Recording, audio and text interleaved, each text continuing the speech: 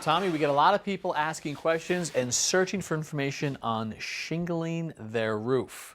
And here's the question: what do you think about homeowners doing their own roof work? Because it can be kind of dangerous. It's very dangerous. Do you know that 1/3 of construction fatalities happen from people falling off of roofs? I didn't know that, but it's not surprising. Yeah, well, if a homeowner is going to get up on a roof because they want to shingle it, they have to make sure they have the proper safety equipment on. Harness, a line attached to the ridge, or a staging with safety rails around it. You have to protect yourself. All the things that a professional would bring you to the job, which is why a lot of us just make the call. Absolutely. But maybe we've got a lower roof. Maybe there's a porch roof. Or a doghouse, or a shed. There you go. Exactly, and you want to shingle that roof. All right, so how do we get started doing those? Well, all right, well, let's start at the bottom right here and start with a piece of drip edge, aluminum drip edge. This is 8-inch, goes against the bottom like this. And I guess the process is the same no matter what size roof we have, right? No Absolutely. matter how high, what size. No matter what, it's all the same.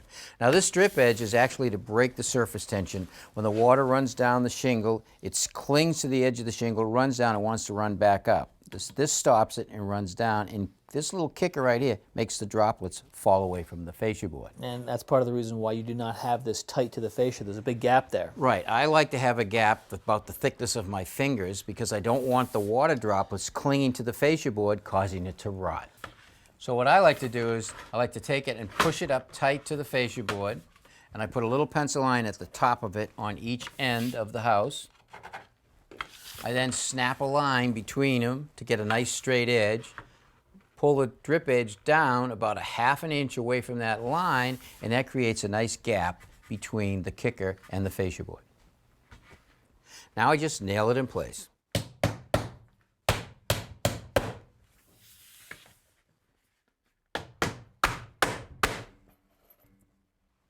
Now these are just 1¼ galvanized roofing nails. And I'm going to do the same thing on the gable ends. All right, now we're treating this roof as if it was an unheated building. All right, so no self-sealing membrane at all. Okay, so we're going right to felt paper? Yeah, and this is actually a 30-pound felt paper. I'm going to lay it right on top of the drip edge and just tack it in place. And the purpose of this is what? This is actually, it forms a release between the roof sheathing and the underside of the roof shingles so they can move independently. But it will also absorb any condensation if it should form under the roof shingles. Now the shingle that we're going to put on this roof is a standard 3-tab shingle, been around for years. 1, 2, 3. Right. Now it's a 12-inch wide shingle, and if you notice this part right here, this is actually a tar that's activated by the hot sun. So when that sun heats up the shingle, it actually glues the bottom part of the tab to the shingle, less chance of it blowing up. Okay. Now the shingles are 36 inches wide. They are 12 inches high, and we want to have 6-inch overlap with a 5-inch reveal. So this space right here, from the bottom of the second shingle to the first shingle below it, that's your reveal. Exactly. 5 inches. So now what I like to do is lay out the shingle onto the roof. So the shingles are 12 inches high, so I hook my tape on the bottom here and I slide it down 1/2 inch. Now I can mark 12 inches to the top of the first row of shingles. So the shingle's going to overhang the drip edge 1/2 inch. Right. That helps also for surface tension. So I want to mark 5-inch increments on both sides and snap a line between them. And that's for our exposure. Exactly.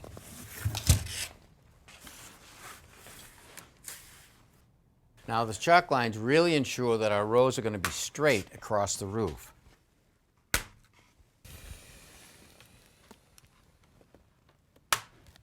Now these vertical lines are placed every 6 inches, and that will set our shingles off perfect all the way up the roof.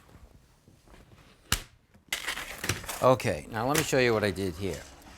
If you're looking at the shingle, here's the bottom part of the shingle that you see as you look on the roof. I want to move this glue tab down as close to this leading edge as I can. So I cut away that part of the shingle that you see.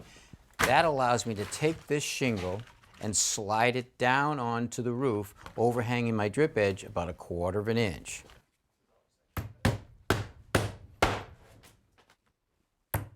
All right, we're ready for our first course. Now this is a starter strip right here. It actually does 2 things.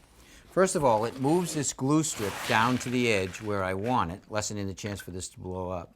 But also it fills the space right here so you don't see felt paper between it. Now, I'm just going to nail this in place, holding the shingle on both the vertical and horizontal line, like that. Now I want to cut my shingle so each row is offset 6 inches from the previous row.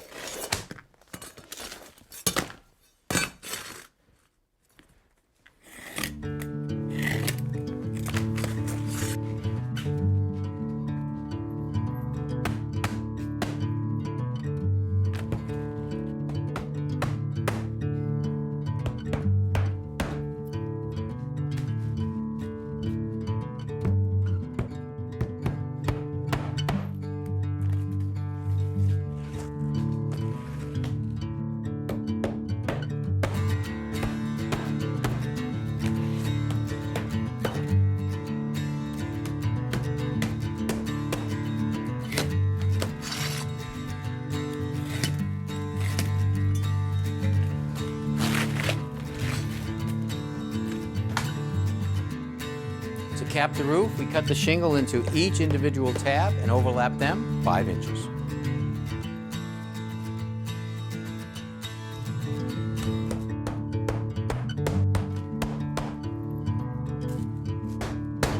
All right, that's how you shingle a roof to make it straight and watertight. Nice job, Tommy. Thank you.